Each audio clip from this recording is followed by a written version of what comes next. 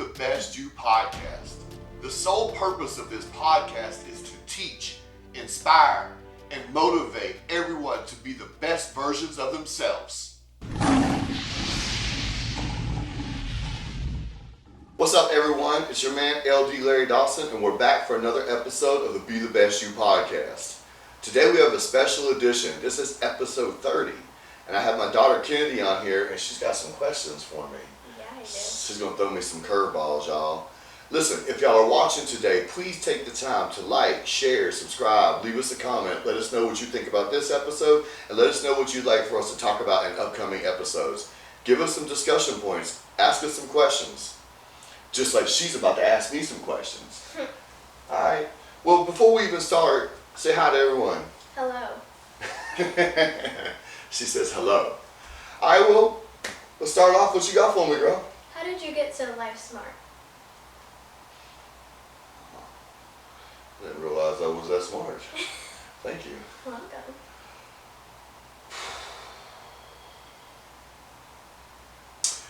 Alright, well, the best answer I can give you on that is life is the biggest teacher.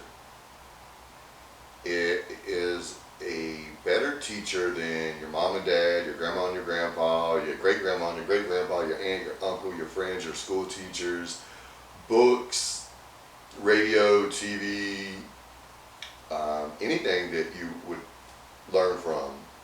The greatest teacher of all is life. And life teaches us lesson after lesson every day. The problem is most of us don't absorb or pay attention to the lessons that life teaches us. And that's why we make the same mistakes over. That's why a lot of people live their life on a merry-go-round, living the same cycle of mistakes, or not really going anywhere, or spinning their tires, or not really advancing in life. If you fail in an area and you take that lesson in and you use that as a lesson and not a loss, and you apply that to your life, going forward, you shouldn't make that mistake again because it taught you that was a mistake. If you have a success, you should take that in and understand what you did to make that a success and how you succeeded with that. I think the smartest people, and I'm not even putting myself in that category, I'm just speaking in generally, the smartest people learn from life and what life teaches us, and they apply that to their life. And through failures, you can learn your most, and that's how you become better. Especially if you don't accept that failure, you accept that it's getting knocked down, but then say that you will get back up and do better. And I think really smart people, they study other people that have done great things and have succeeded, and they apply that to their life. One technique that I've used throughout my life is, let's take relationships, for example. How would you say that me and your mom's relationship is? Like, you know, our interaction with each other, our love for each other, our day-to-day interactions, our friendship. How would you say that it is compared to most relationships you see? Very strong. Alright, so now my point of saying that was, I agree with you, and I'm proud, it's one of the things I'm proud of, is that you can't just base that off of your relationship. One of the things that I did to be able to have the bond and great relationship that I have with your mom is that I pay attention to other people's relationships. I watch how other people act towards each other, how men treat women, how women treat men, how they talk to each other, how they act with each other, and I take notes, and I see things, and I'm like, I do not want that in my relationship. Or I would like for my relationship to be like that. Or how could I be better than that? So I pay attention, I observe, and obviously this is to be the best you, and I want to be the best me, and I want the best relationship. So I watch their relationships, I pay attention to their relationships, and I take things away from relationships. And you can take things away from every relationship, the bad ones and the good ones. Because the bad ones, you just say to yourself, I don't want that, and I don't want my relationship like that. So you remember that, and then you apply that to your life so you don't have that type of relationship and you don't make those mistakes. And then the good relationships, you know, you say, that works for them, maybe I should try things that way. Or, you know what? They don't take things personal. They have a lot of love, a lot of forgiveness, a lot of communication. Maybe I should apply those things to my relationship. Mhm. So life teaches us. Life is the biggest teacher. And I think that if we weren't so distracted with like TVs and tablets and social media and trying to keep up with the Joneses and trying to act a certain way to impress other people, and we just worried about ourselves and how we could be better, we could all be better at those things of letting life teach us. But we're all so distracted that we don't pay attention to the things that are right in front of us. And that's why we make the same mistakes over and over. And once I kind of woke up from that Mhm. and decided to apply those things to my life and make those changes in my life, is when everything in my life turned around and I started to have success financially, with my businesses, with my relationships, in every aspect of my life. And I'm still a work in progress, girl. My biggest thing is I challenge everybody out there to just pay attention, man. Life is a great teacher and life will teach you. You guys pay attention to what life is trying to talk to you and what life is trying to teach you. Apply that to your life. I talk to you about that type of stuff, Kennedy. Yeah. Like, we have conversations about that. When we have those conversations and I talk to you about those type of things, what do you think? It's kind of like really true. Yeah. And it's like something I take in and remember. So like one day when I'm like 18, I'm like, oh, I got taught this. Now I can remember it now. It's funny you said that. I was talking to Silver recently, and she said something like that to me. She found herself, I guess it was about 2 years ago, we had this conversation. And she's 24 now, Mhm. and we were actually at the pool, and we were talking, and she was telling about a situation that happened when she was somewhere, and I said, how did you handle that? And then she told me, and she's like, and I was like, I was proud of the way she told me she handled it. And then she looked at me and she's like, man, you told me how to look out for that stuff. And I was like 12 and 13. She said, I've been handling stuff that way. I see that stuff coming from a mile away. I just smiled and I was like, okay. Like, she was listening. It's like she was taking in the stuff that I was saying to her. So that's really cool. And that's really cool that, you're doing the same thing. That's the best advice I can give you on that. And just to say this right here, I'm gonna touch one last thing on this, is that you have to want to be a good person. You have to want to be a better person. You have to want to improve yourself. You have to want to be the best version of yourself. And you have to be honest with yourself and check yourself. And you have to not lie to yourself, because we'll lie to ourselves first. You have to be honest with yourself and be honest of where you need to make improvements and where you can be better and where you can make more intelligent decisions so we can be the best versions of ourselves. When I make a wrong turn, I quickly correct myself and I'm honest with myself so I don't make those mistakes again. So if that makes me life smart, dog, I guess I'll take that one. Sometimes you just walk into my room and be like, oh, well, I need to talk to you about something. Or when you get older, we need to talk about boys. What do you think when I do that stuff? Sometimes I'm like, oh, this is going to get interesting. All right. Okay. So what's your next question for me? How did you grow your business to be successful? So successful. Well, I think that a lot of people have this. I think a lot of people have this mindset that they would like to have a business and they would like to be successful, but they don't necessarily want to put in all the work and the time. Mm-hmm. So who wouldn't want to just sit back and have a business that makes them a bunch of money, right? But to get to that point, what you don't see is a lot of hard work. There's this picture that I found one time, and I shared it on my social media. Mm-hmm. And what it shows is, it shows this iceberg that's in the ocean. And the mass majority of the iceberg is underneath the water, and all you see is the tip of the iceberg that's out. And on the tip of the iceberg that's out, it says success. At the top, it says what people don't see.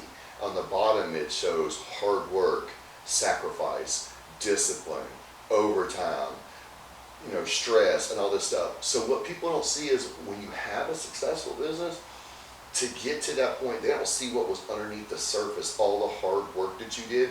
They just see the tip of the iceberg and they're like, oh, successful, not realizing all the hard work you do. So you know this, that I have 3 businesses, Mm-hmm. and you know I'm doing something with one, I'm doing something with another, Yeah. I'm doing something with another. But you know, for example, let's just take the rental business. So I am co-owner of D&D Holding Company, and we do real estate rentals and renovations. So we currently have 9 properties that we do short-term rentals on. So I've heard a lot of complaints this year from a lot of people saying that their bookings are down, they're not getting a lot of bookings, they don't understand what's going on. And I'm going to show you an example of what I mean by this. Because So they're not putting hard work in. yeah, so people will post their condo in the same building as mine on Airbnb. And then they just sit back and they wait for the bookings. And then if the bookings don't come, they're like, oh, the bookings are down, I'm not getting booked like I used to, and blah, blah, blah, blah. So my mindset is, okay, the Airbnb bookings are off a little bit this year. So I'm gonna list my condo on VRBO, I'm gonna list my condo on booking.com, I'm gonna build my own website, and I'm gonna list them on there. I'm going to put flyers and mailboxes. I'm going to do a social media page. I'm going to do direct market advertising. I'm going to hand business cards out to all those strangers that I meet, people at the bank, people at restaurants, people that are friends of mine, people that come to my gym. So I'm constantly putting that out there. So my condos are staying booked, and people are looking like, how are you getting yours booked? Well, I'm putting in work. Yeah. I'm making sure that I don't just depend on one avenue. Because what happens if that avenue is not working? But if you set up 10 avenues and one slows down, or 2 slows down, or 3 slows down, you still have 7 more. Yeah. So I do stuff like that, and like with the fitness industry, when I was younger, I used to fight, and then when I came home, I went back to training. I did some training at a couple of gyms where I trained boxing training at Title, and then I worked at some gyms with training stuff, and I built my reputation back up. I actually won Trainer of the Year one year. Oh, wow. And so I built a good reputation and did a lot of hard work, and to the point now where I reap a lot of those benefits for the work I put in back then. Even like with my gear, people I don't even know have heard of me through online and in other states will purchase my gear off the internet. And same thing, a lot of people don't even know that I own Carolina Lawn Care Professionals, but I remember the first year that I opened it up, I remember going out there and working hot and doing all this work and putting this work and stuff, and people were like, you have other businesses that make money and you have money, why are you out here doing this? And what I don't understand their mindset, and they probably don't understand my mindset, but my mindset was, I'm building something and I have to build a foundation first. And then once I build this solid foundation, and then I build the building and I put the roof on it and I put the house together, then I'll step back a little bit. And that's what I did. And now, I have a lot of business and I have workers that do the work, and then I receive the benefits from that. But it's not like I just waved a magic wand and that started coming in. I had to build that from ground up like you do with each of your businesses. So I would just say, making sure that you build things, make sure you build things the right way, make sure you treat people with respect, make sure you do good work, because there's nothing like word of mouth. Word of mouth will either build your business or kill your business. Work hard, don't make excuses, don't be lazy, make sure you put in the extra work, make sure you're crossing your T's and dotting your I's, and don't make excuses. You are the master of your own destiny. Control your destiny.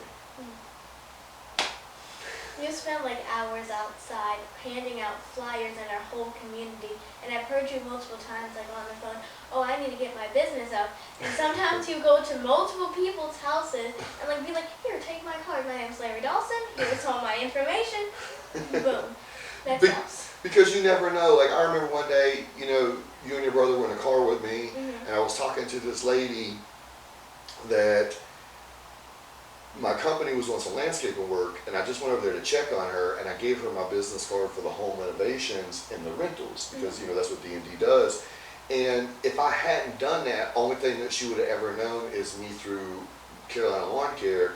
And yeah, my guys would have went over there every week and cut her grass, and that's what she would have known me for. But because I spoke to her like you just said and gave her my card, she was like, oh, that's interesting. So she ended up booking one of my condos, which goes back to what I was saying before. You gotta have several avenues to get your condos booked. And then she ended up selling that house, but before she sold that house, she hired my company to come over there and do renovations to her house Oh, wow. to get her house ready to be sold. And then her next door neighbor saw the work and liked the work. He asked her for my number, she gave it to him, and then we ended up doing work for him too. So that's what I mean, like you have to put your business out there. It's not just gonna fall out the sky into your lap, you know what I mean? Yeah, you have to build it up, and it's kind of like dominoes. That first house, I'm like, oh, I like that. So now it's probably just gonna keep going around. Yes, yes. All right, what's the next one you got for me? Nothing seems to scare you. Are you scared of anything?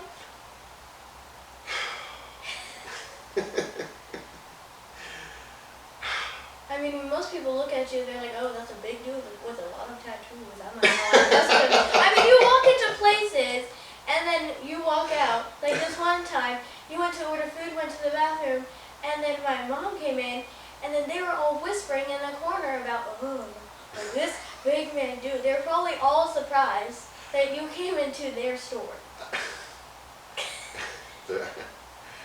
I get a lot of weird stuff like that. Big burly dude walking into a chicken store. So surprising. Oh, like somebody's got to eat chicken like I Yeah. I get a lot of weird interactions like that, a lot of comments and stares and stuff like that. As far as being scared of anything, I don't like sharks. I'm not a big fan of swimming out there in the ocean with those sharks and being fish bait. I don't necessarily know. To me, fear is false evidence appearing real. Mhm. So, you know, life is short, and, you know, you see this hourglass right here? Yeah. Especially when you're having a fun So time. this is like our life. Yeah. So you see how I just turned that over and Mhm. that sand is falling? Yeah. So the moment you're born, that sand, this is our life. And it never stops. This is time, and it's going. And one day, the sand from up here is going to be gone, and it's all going to be down here, and that's going to be the end of your life. Yeah. The crazy thing about that is, none of us know how much sand is in here. We know we're alive, and we know we have time, but we don't know how much time. So we don't know if ours has 20, 40, 60, 80, 100 years worth of sand in it. But one day our sand will be gone and our time will be gone. I don't really believe in living life and being scared. I live life more of being free. I had a lot of really bad stuff happen to me when I was younger, and the first part of my life was pretty rough. And I went through some crazy things and some stuff that a lot of people will probably be scared of, and I made it through. So at this point, I don't know Yeah, if there's really nothing to be scared of since you went through that at a young age. I just kind of am more thankful and blessed. I don't let things bother me. I'm not necessarily scared of things. I guess the things that would scare me the most is if something were to happen to my family, if something were to happen to you or Silver or your mom or Braden or something like that, because that would hurt me so bad internally. Physical pain is a pain that is quick. It comes and goes. Mhm. Internal pain and psychological pain is a pain that can last forever. Like, I still hurt because of the loss of my mother, even though it was 5 years ago. So if something happened to one of you guys, like, I would be scared. Obviously, you know, Silver right now, she's on a hiking trip. Oh, wow. And I worry about her right now. You know, she's in the woods, hiking through Yeah. the woods. So that worries me and scares me a little bit. I hope that she's okay. I try not to think negative thoughts because I believe in the law of attraction. I believe what you put out comes back to you. So I want to keep a positive mindset on that. But I don't necessarily think that there's anything that would scare me except for one of you guys getting hurt or something like that. I'm very protectful and mindful of, like, you know, the situations that you or your mom or Silver or Braden or anybody that I care about is in. So I would say that would probably be a fear of mine, that something would happen to you guys. But besides that, no, I just don't believe in living life scared. So, what is the reason why you have so many tattoos? I like tattoos. I mean, we can see that. No, I mean, I like art. Body art. I do like body art, and I've always liked tattoos, and they're an expression and they're a story. Some people like art on their walls. Some people like to paint art. Some people are into a lot of different things. Obviously, you know this about me too. I'm really big into music. I've always really been big into like tattoos. I've always been really big into music. I've always been big into working out. You know, the second half of my life has been dedicated to like being a better version of myself and helping other people be a better version of themselves. So it's just my thing. Everybody likes, you know, you like gymnastics, like I like working out. You know, you're into building things. You're very creative. Like the card you just made Selena the other day with seashells and stuff on it was super cool. So you're kind of artsy yourself. Just, you know, different things. There's a story on me, you know, from, you know, the king and the queen, the lion, the king of the jungle. When I got the king for myself, the queen for your mom, and that's why the LD, Larry Dawson's on this side, and the JD, the Jessica Dawson's on this side. All the way from the time I went away to the time I came home, to, you know, both of my daughters on my arm, the DNA links that connects is my mother on my chest, my grandfather on my back, and my grandmother on the inside of my arm. The rosary that my mother gave me that I kept for 13 years while I was gone. You know, I have different sayings in life that mean a lot to me, and this one right here is command where I stand, control where I go. And without that particular mindset and mentality of that right there, I don't know if I would have made it through the 13 years that I was gone.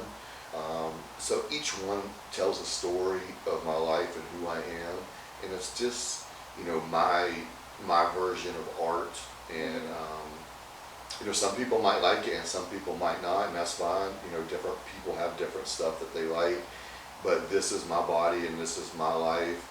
I think it's crazy when I go places and I see people that are overweight, and I think to myself, this is the only body you'll ever get. You know, like you're judging me because I have a tattoo, but you're 50 or 100 pounds overweight. This isn't killing me. That is literally killing you, being overweight. So, and you know, so I try not to judge people. People, you know, are going to be who they are. But this is just my, it's my expression, my freedom, my choice, my body. I don't feel that it hurts or bothers anybody. And if anyone were to judge me for it, I would find it hilarious because I would. They're probably not comfortable in their own skin. That's very true. There's a lot of truth in what you just said. But also this right here. I am not saying that I'm better than anybody. But I will say that I will put my character as a human being against anybody's. So if you think that you're judging me because I have a tattoo, go back to the drawing board, because if you put our characters as people and who we are and what we stand for and what we do to help other human beings and what we do for our brothers and sisters, the kids next door that I mentor, the meals that I give away during the holidays, the charity car washes that you've helped me with, that we donate all the money to the women and kids shelters, to me mentoring people and doing stuff. The lemonade stand. Yeah, out of the kindness of my heart, and you know, I don't get anything back for that. I do that because I want to help other people. I want to be a good person. I want to help change lives. So, you know, this is who I am. This is, you know, what I'm about, and this is something I'm into. There are like some people that I think has finally thought through their mind when they're overweight. They think, oh, this is my only body I'm going to get it through, and I only have one chance of life. So there are some people where they go through transformations, not by getting injected and pulling all their fat out. Like they start from this and they actually start eating healthy, working hard, working out. Start reading books. I mean, it's never too late, no matter where you're at in life, to turn things around. My life and my story is a testament to that. Selena, which is a, you know, you know, she watches you. You guys love her. She loves you guys. You know, she's lost 70 pounds, and she feels so much better about her life. She's turned her life around. It's made her so much happier, so much healthier, so much better. It's not only helped her physically and with her health, it's helped her mentally. It's helped her with her confidence. You know, she came out of her shell, and she's a much happier and better person. So yeah, it's never too late to do any of that stuff. And I encourage anybody out there listening that if you're not in a good spot, no matter whether it's whether you're in a bad relationship, whether you're not living right, whether you're overweight, whether you've been making bad decisions, whether you're on drugs or alcohol, whether you went down the wrong path, you can turn your life around and you can do better. It just starts with that first step, and then you continue to take steps to turn it around and to get to where you need to be in life. Very valuable lesson to take in. What else you got for me, girl? So what is the most valuable lesson you have learned, like in life or just like what you have learned? Hmm. Digging deep there. The most valuable lesson that I've learned. I mean, there's probably multiple, but what's the one that really got you? That's a really, really good question. Um, People would probably expect for me to say when I went away that probably was, I mean, the that's most the first thing that pops into their mind. yeah, a valuable lesson, which it was. I don't want to take nothing away from that. Yeah. I think was the last conversation I ever had with my mom. And so I went down and I spent a few days with my mother for Christmas. And before I left, I said, hey, you want me to take you to dinner? We'll go see Silver. Silver was working at this restaurant called Gulfstream Cafe. It's a really nice upscale restaurant on the inlet. And on the way there, I was talking to my mom and I was asking her some questions. And she was giving me like, the PC mommy question answers. Yeah. And I was like, nah, Mom, for real, like, don't give me the PC I'm answers. an adult now. Give me like the real answers. Tell me what you really think about some of these things. So on our way home, which this would end up being our last conversation, it was very weird because she told me she was worried about me. And my response was, why are you worried about me? I fulfilled my promise. I told you I would turn my life around. I told you I would dedicate my life to helping other people turn their lives around.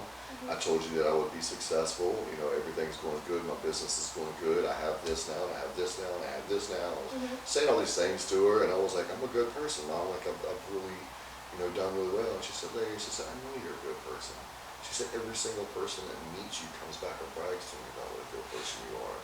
She said, and I know you have those things, and I know that you're going to continue to do those things. She said, I'm worried about you, though. And I was like, why are you worried about me? I'm fine. And she said, I'm worried about when you're going to find your happiness. She said, because you spend every single day of your life trying to help everyone else and trying to prove to everyone else who you are and how much you can help and how much you can do and how much you can give. But when are you going to find your inner happiness? When are you going to find your love? When are you going to, experience life in that way? All right, Mom, okay, yeah. All right. So, I took her about the house. I dropped her off. I told her I loved her and goodbye. And, I'll call her when I got home. So, I drove 4 hours back to Charlotte. Yeah.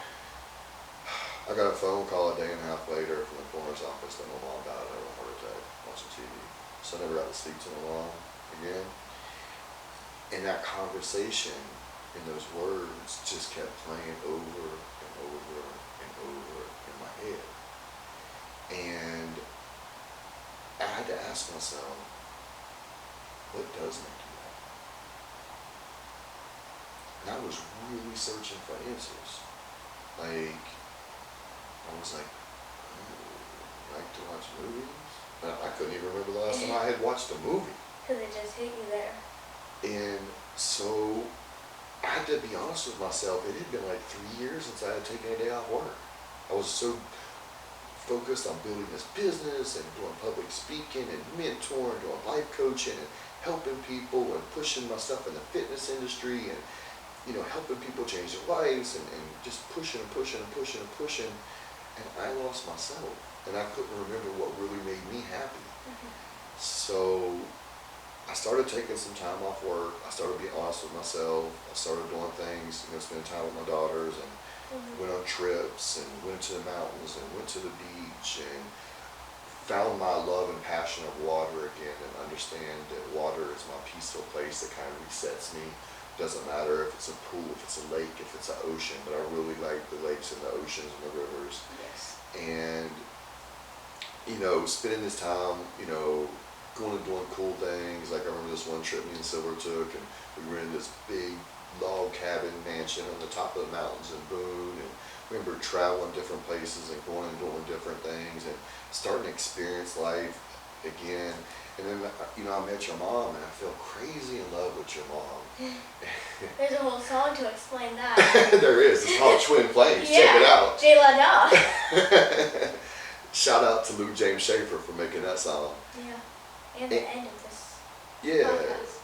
and he'll be playing at the end of this podcast.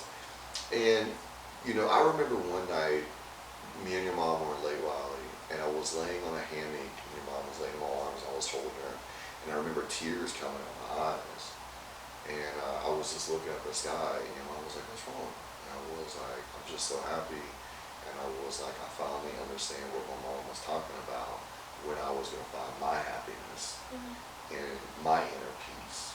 And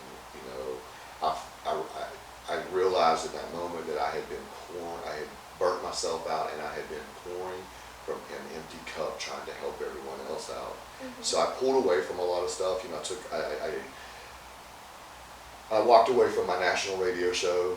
I stopped doing public speaking for a couple of years. To find what makes you happy, basically. Yeah, I completely quit doing life coaching, and I separated myself from a lot of that stuff, and I took a little bit of a time out, and I focused more on, me and your mom's relationship, and my family, Make it like stronger and stuff. and my kids, and myself, and my inner peace, and going on vacations, and experiencing life, and enjoying things.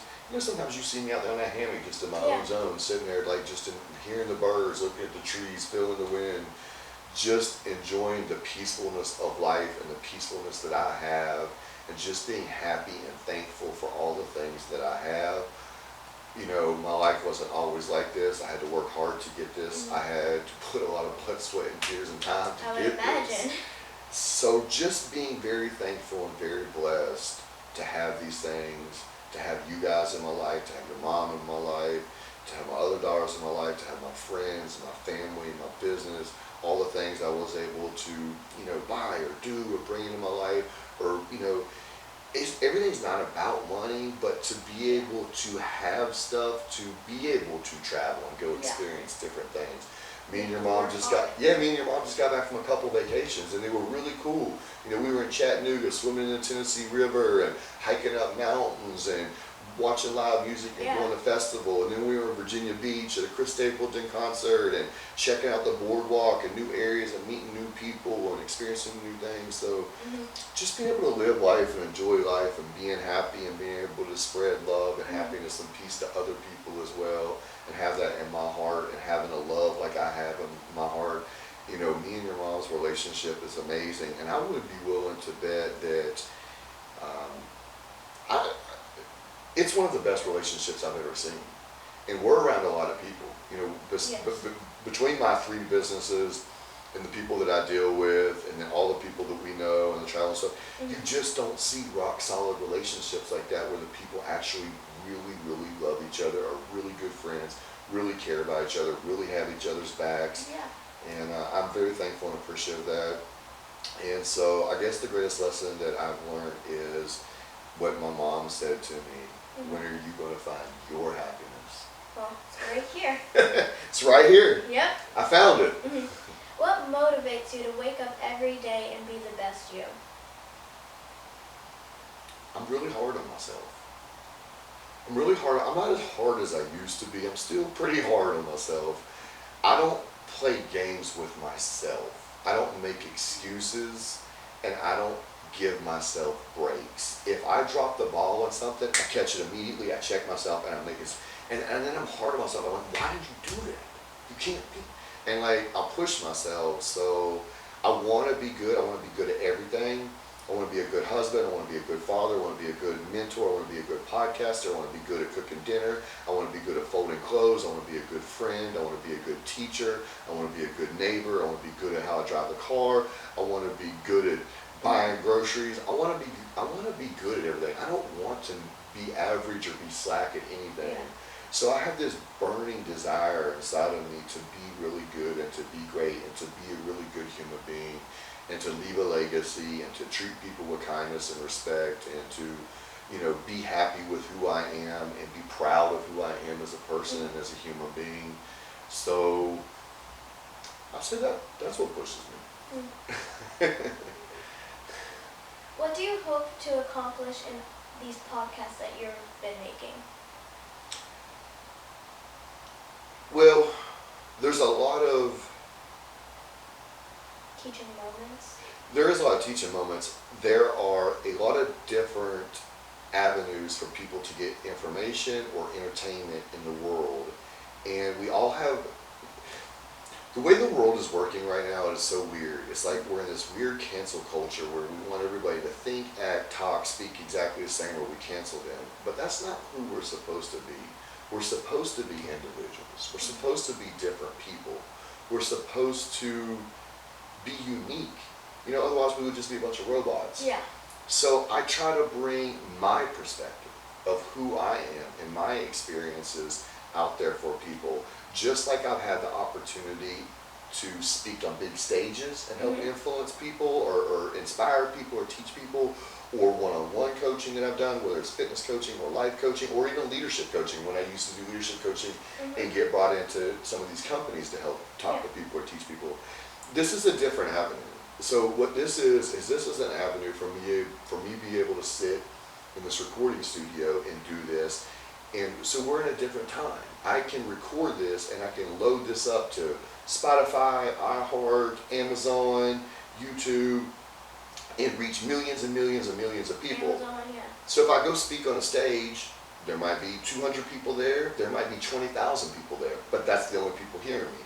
If I'm doing one-on-one coaching, that's the person hearing me. I used to donate my time. I've never been an addict, but I used to go to addict meetings and try to talk to those people and encourage them and show them that, you know, I might not have been a user, but I was a seller, and that you can turn your life around, you can do better, but I would only be speaking to that person or those people in that room.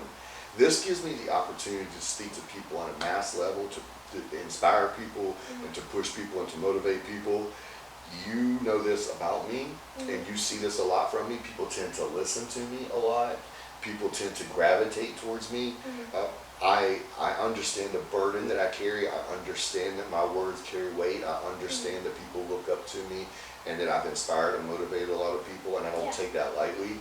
So this gives me the opportunity to do that on a mass stage. It doesn't matter whether you went down the wrong road in life. It doesn't matter if you came from the best place in this world. It doesn't matter if you've always treaded water. It doesn't matter who you are. You can find some type of motivation or information on here that may help you. You know, we've had people on here that are doctors, lawyers, politicians, business owners, everyday people, recovered addicts.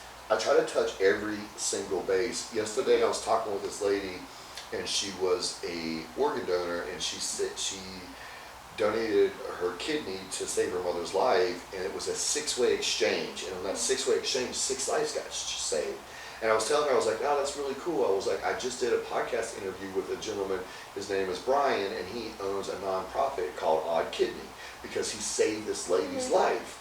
He gave her a kidney, and they don't take your old ones out, so that means she had 3 and he now had 1, so they formed a nonprofit called Odd Kidney.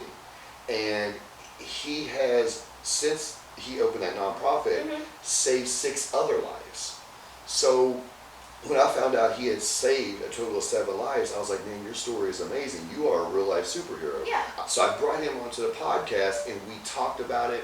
We explained the process of the donation process, the receiving process, about his nonprofit, how you could learn more about it if you want to donate.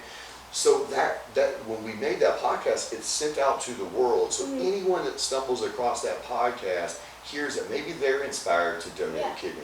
Or maybe they're looking for a kidney, and then they can go to Odd Kidney, and then they find a donor that may match them and save their life. So you never know the information that you're putting out there, who it might reach, how they might receive it, how it might help them. Because just like that conversation I was telling you with my mom, I wasn't expecting that conversation. I wasn't expecting those things to be said to me, but I caught it. Boom. So you never know, you might tune into one of these episodes and catch something and be like, man. Yeah. I had this guy, Jamie Smith, on recently, and he was a recovered addict. And he's been sober for 12 years. And he's doing really, really well with his life. And he told his entire story on here. What if someone's out there listening and they're going through a struggle of using a substance right now, and they heard that episode and they were like, you know what? He's right. If he can do it, I can do it. And they decide to make that change. You might not ever know it, I might not know it, and the gentleman Jamie might not ever know it, that we helped change someone's life. But that person that listened to that episode, that inspired them to change their life, he knows it or she knows it, that's what changed their life. So I think this was a great opportunity to, that's a passion of mine, to help people, to put knowledge out there, to teach, to inspire, and if nothing else, just put good energy into the world. Yeah. And give people a different voice. I probably have some controversial views on stuff too. Yeah. I definitely disagree with a lot that's going on out there right now. People probably get tired of hearing my mouth about it, but I mean, you're speaking the truth. Maybe they just don't like it. Ooh, don't tell them that. They might cancel you, Kennedy. How did they cancel me? This is my first podcast. They'll find a way these days. I know I listened to one of your podcasts and it was like I Heart Kidney or something like that. I think you just said that. It was what? It was like I Heart Kidney. Yeah. Something similar to that. Kidney, yeah. It was something similar to that, and I think it was a girl, and they shared all these different ones, kind of like what you said, but it was from the girl's perspective, and she like savored one of her organs. I don't know if it was her lung or something, but it was something about that, and it really like changed the world, she said. Yeah. And she said that's the only I Heart Kidney out there, so it shouldn't be hard to find. You never know when you're inspiring someone or you're going to help someone or you're just giving someone information or opinions. I mean, people listen to other stuff just to hear their opinions. Who knows? Maybe people are just listening to hear my opinion. Maybe they think my tattoos are cool. Yeah, I'm going to watch this because he has some nice tattoos. Yeah, so you never know. But, at the end of the day, I hope that anyone that ever listens or watches, that they find some type of motivation or inspiration from it. And, it helps them in any type of way. Or maybe they know someone that's going through something, dealing with one of the guests or topics that we're talking about, and maybe they'll share it to them. Yeah. And just go on like dominoes. Yeah, exactly. Yeah. That's how it works, right? Mm-hmm. Yeah. Who is one of your favorite singers? Taylor Swift. Taylor Swift. All right, so you like Taylor Swift. There might be someone at your school that doesn't necessarily listen to them, and you might tell them about Taylor, and then they might start going and listening to Taylor. All right, podcasts are the same way, just like radio shows are the same way. Someone might be listening to our podcast right now, and they might be like, hey, check out this Be the Best You podcast. It's actually really cool, man. This guy's always trying to push people to be better. And then they give it to someone else, and boom, boom, boom, boom, boom. And that's how it works. Yeah. What else you got for me, girl? What did you learn about yourself while you were in jail? Who was in jail? You. What? How did you know that? Who told you that? You had a whole talk to me, but then also I think it was your very first podcast. Yeah. It was just you, and you had talked about like your whole life story, what happened, how you learned to fight with your grandpa, and your life story about I think maybe certain fights. And when my brother comes on here, he's gonna ask you a lot of questions about some big fights you got into. So get prepared. I've never been in a fight in my life. I do not condone violence. You said someone kicked you with a brick or threw a brick at you, or you threw a brick at them. Yeah, I had some rough incidences. Yeah. So what was the question? What did I learn? What did you learn about yourself while you're in jail, basically?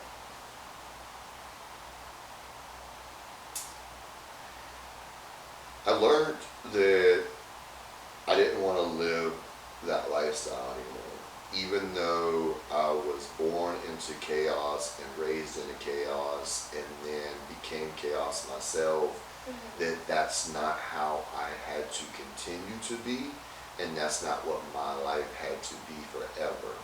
That I had the ability to change that and not only take the chaos and remove it from my life and live a normal life, but I could even do better than that I could live a great life and be great, that I didn't have to settle for average. I could eliminate chaos and average, and I could be great. And not only could I do that, And be the best you. yeah, but I could also help other people. And for the last decade, that's what I've been doing, is just dedicating my life to helping as many other people as I possibly can. So the biggest lesson I learned was that no matter the circumstance or the hand that you're dealt, you can come out of that situation and you can be better. People tend to hold on to their past traumas because because they get addicted to the feelings and they don't understand this.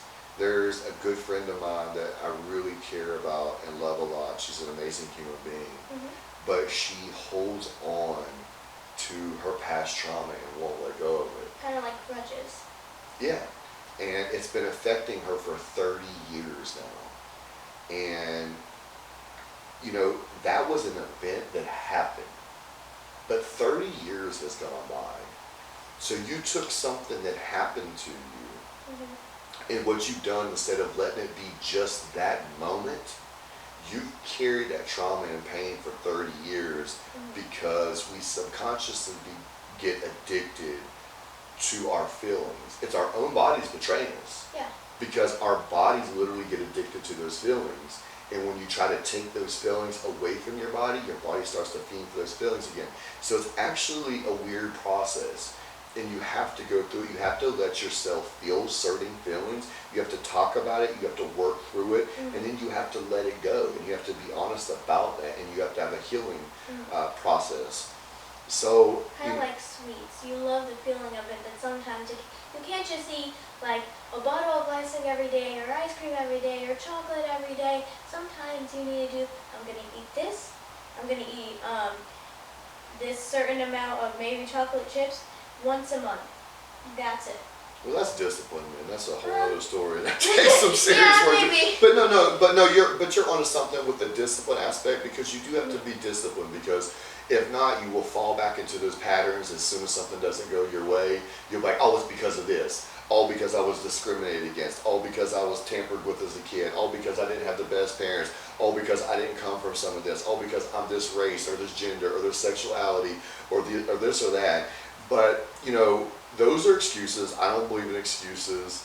And I believe that no matter what, you need to put your big boy pants on and get the job done. Yeah. So you have to move through things, and you have to move past things, so you can have the ultimate happiness and success and peacefulness in your life that you deserve.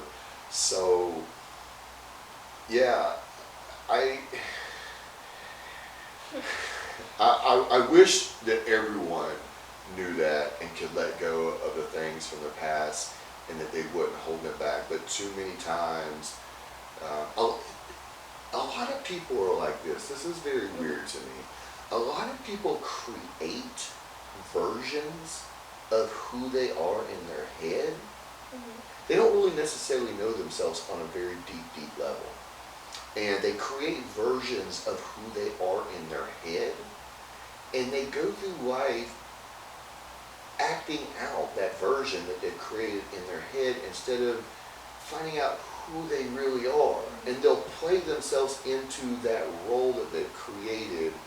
It's so weird to me sometimes when I watch people and their actions and stuff, and I think to myself, man, you don't even really know who you are, or you really need to let go of the past, or you're stuck. Yeah. Merry-go-round, like you said. Yeah, and it's sad to see, because when I was younger, I had my moments of doing that, and a lot of people do that. And unfortunately, in the world we live in today, with the distractions, the social media, and the TV, and the tablets, and just the 24-hour cycle of the news being pushed out, we're so distracted with everything. A lot of us don't know who we are, what we like, what we want to do. We're kind of, people fall in line. You know, we just went through a weird 3 years where a lot of stuff was told to us, and we were pushed to do certain things and told to do certain things, and we were peer pressured into a lot of stuff. But a lot of people didn't take time out to say, oh, I'm not just going to fall in line because the news told me to, or my neighbor told me to, or a family member told me to, or social media told me. Yeah. I don't think a lot of people took time out to maybe study things. I mean, you definitely do your research. I'm kind of a nerd like that, though. It's not like a big nerd, but it's like a pretty average good nerd. I don't know. If people saw how much I studied and how much I do stuff like that, they would be like, what? That big dude with tattoos is a big nerd. Well, I got surprised when I saw you outside just reading, because I usually don't see you read like that. Yeah, I'm pretty private about a lot of that stuff. Secret talents. Yeah, I mean, I just feel like people aren't original. People do what they're told or do what they think is cool or doing what everybody else is doing. It's kind of a herd mentality, people just being herded along and not actually thinking outside the box or living for themselves or being unique or original like we talked about earlier. But we all should be unique and original. I'm not the biggest politics guy. I'm not really with that Democrat or Republican stuff. To me, a lot of it is the exact same coin. You just have a head side and you have a tail side. But I will say this, when I was younger, I remember one thing about politics was that some people would vote Democrat sometimes, some people would vote Republican sometimes, and the Democrats and the Republicans, they would work together sometimes. We live in a day and age and time where you either have to be all the way this or all the way that. You can't have anything in the middle, or they want to cancel you, get rid of you, or your opinion doesn't matter, you don't count. You can't think outside the box. You can't think for yourself. You can't make your own decisions. All that to me is ridiculous. I try not to get roped into all that nonsense and be who I am as a human being, you know. Man, we went pretty far out there just now, girl. Yeah, that's going into some stuff. What else you got for me? I think, how do you feel about all of those those news confessions that are on TV, like CNN, ABC, I think? And how do you feel about how they give out fake news, but then sometimes they stereotype processed foods? Well, I think the mainstream media, they're about pushing agendas and controlling narratives. So it's sad that it's come to that. It shouldn't be like that, but that's what it has come to. I feel bad for people that watch that stuff and believe that stuff. It's very manipulative. It's very controlled. And Stereotyping? yeah, I read an article about 2 months ago, and this was fascinating to me to get this. It was a research done by Harvard over the last 10 years, and I think it was a study that was done on 50,000 people, if I remember correctly, what I read, was that 86% of people only remember the first thing they were told. So in other words, if you go on Facebook and you see a headline, or breaking news comes on a CNN and you see a headline, or one of your friends tell you something, and then a day later you find out what you read on Facebook isn't true, or a report comes out that was on the news wasn't true, or you find out what your friend said, what. 86% of people don't pay attention to the second part. They only remember that first headline. And that's why these news medias, they don't necessarily care if what they're telling you is the truth. They just care if they're the first one to get it out, because they understand these polls as well. So they do these studies and these polls, and they have professional people that work for them behind the scenes that understand this. That 86% of people are only going to remember this. So we need to get this out first. It doesn't matter if it's true or not. We got to get it out there, because 86% are going to remember this. So there's a lot of let's get it out there first. Another thing is people are addicted to drama, and people are addicted to stuff that isn't necessarily good for them. That might have started in school when you see like maybe drama and two kids fighting.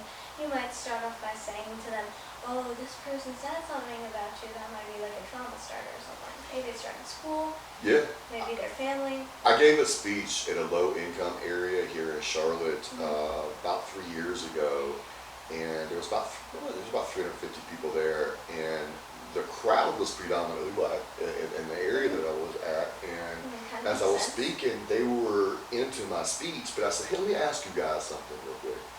How many of you guys know who Eric Thomas is? No one, not one single person in the crowd raised their hand. Now this is a black man from the hood of Detroit. He's the #1 motivational speaker in the entire world. Not a single person knew who he was. I said, how many of y'all know who DaBaby is? Yeah, that makes sense. All 350 people raised their hand, everyone in the crowd. I said, so I just asked you guys if you guys know who Eric Thomas is, and none of you know who he is. He's the #1 motivational speaker in the world. He's a black man from the hood of Detroit, Michigan, and none of y'all know who he is.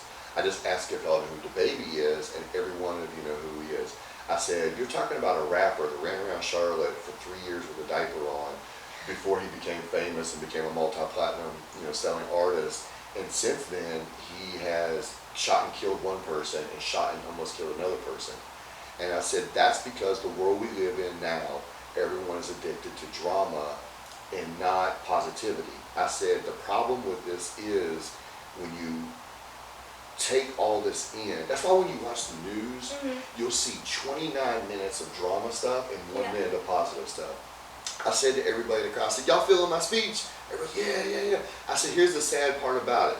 If I sent two videos to everybody in this crowd's phone right now, and one video was me giving you the most powerful motivational speech in the world, and the second video was me smacking someone, maybe a quarter of you would watch my motivational speech. But every single one of you would watch that video of me smacking someone, not only once, you probably watched the video 6, 7 times, you'd send it to your friends, your family members. So I said that we have to change that mentality. We have to go back to having decency and being honest and having respect, because these news stations, they're not worried about putting truth out there. They're not worried about putting positivity out there. They're not worried about putting the right message out there. They're just worried about putting a message out there, the first message. And if you look at who the donors are to some of these companies, who's the stock shareholders, and you pay attention to certain stuff that's tied in with the pharmaceutical companies and the politicians and these media outlets, and you start to notice a pattern that some of these shareholders are the same, and that some of these agendas are the same. And then if you look like, oh, I get it.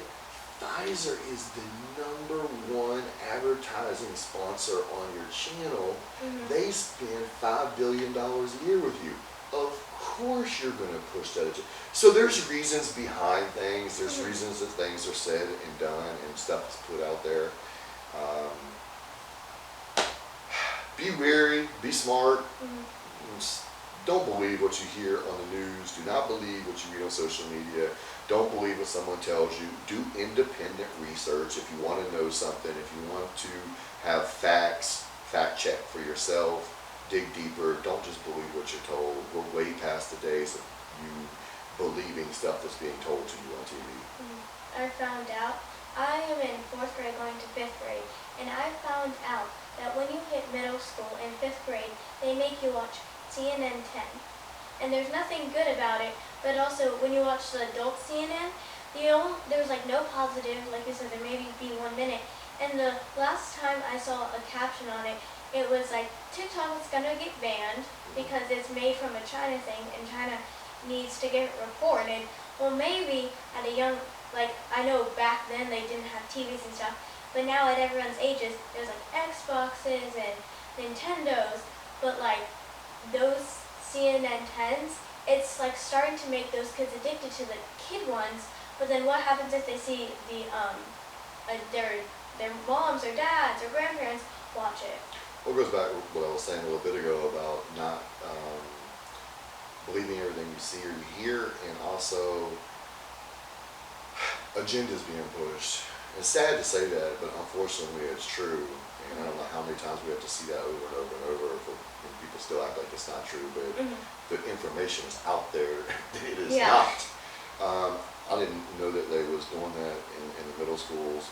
The suggestion I would have to any young person that's put in that situation and has that information coming to them is that understand what you're seeing isn't always necessarily truth and honesty, and that there's reasons, agendas, and money behind a lot of those things.